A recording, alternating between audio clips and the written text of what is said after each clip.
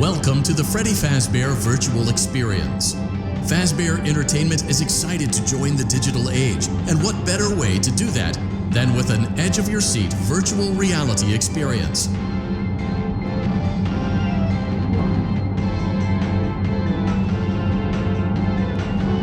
We know that Fazbear Entertainment has developed something of a bad reputation over the last few decades, and while it's true that some stories associated with our name were loosely based on actual events, the majority of them were total fabrications from the mind of a complete lunatic. Lawsuits pending. But we aren't above laughing at ourselves. Ha ha ha.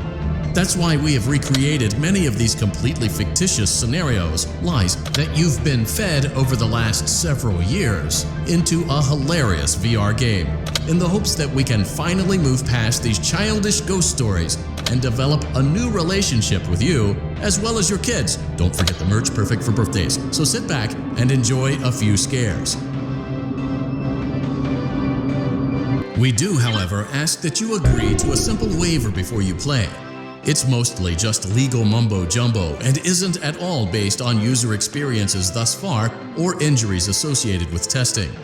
Just touch the button to agree, and then we can jump right into some harmless fun that can't harm you at all in any harmful way. Thank you for playing the Freddy Fazbear Virtual Experience. You acknowledge that Fazbear Entertainment is not responsible for accidental digital consciousness transference, real-world manifestations of digital characters, nightmares, night terrors, night sweats.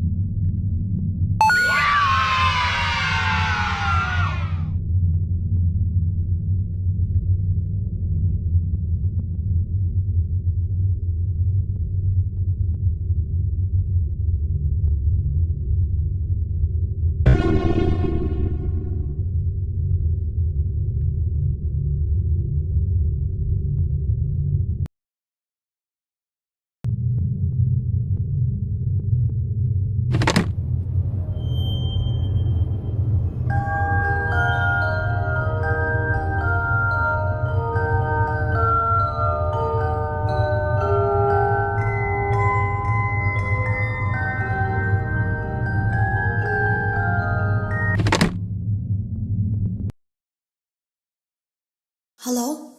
Can you hear me? Don't exit this room, okay? This isn't a mistake. This room isn't a mistake. I had to hide these logs away from the core gameplay files, in a place that only a beta tester would look, and in a place where the files could be protected.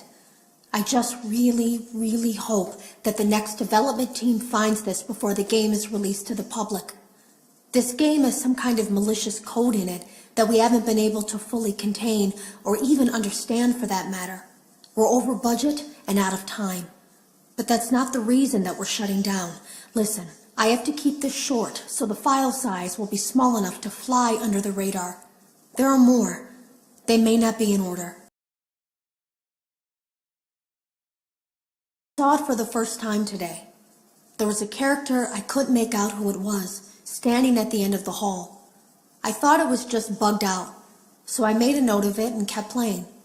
But then it was looking in the window, and not like Chica or Bonnie would. It was like it was actually looking in the window, seeing what I was doing. The drawers have been emptied out. Someone was here. I don't think it was spring cleaning either. No, There was plastic on the floor.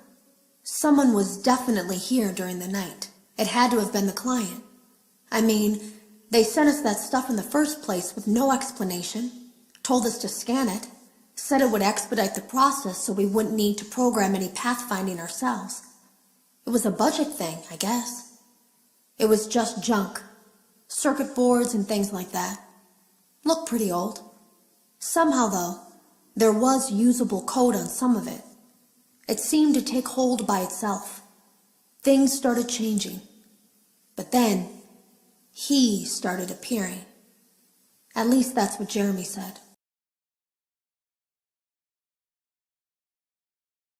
Jeremy complained of nightmares when he came in this morning. He wasn't talking about it like someone telling a friend about his dreams, though. He was pale. Looked like he hadn't eaten in days. He spent an hour talking in Dale's office, but it didn't look like he was given much sympathy.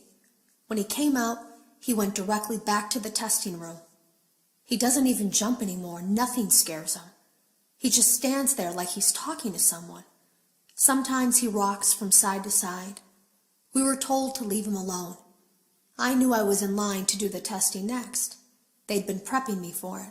I guess they knew that Jeremy would need to be replaced soon. Today was my last day of beta testing, and the anomaly that I've been seeing is nowhere to be found. But after inspecting some of the files, it seems that it's attached itself to these logs. My logs. That can't be an accident. So now I have to make a choice. Do I leave these logs here for you to find, or do I try to purge this thing myself by destroying the logs? I've chosen the latter. They lied to us. They lied to all of us. They told us that the whole point of this VR game was to undo the bad PR done by a rogue indie game developer who supposedly made up a bunch of crazy stories that tarnished the brand. But that's not true at all. In their haste to develop this VR game and clear their name, they sent us some things I don't think they intended us to see, such as a hard drive containing emails between Fazbear Entertainment and a certain indie developer.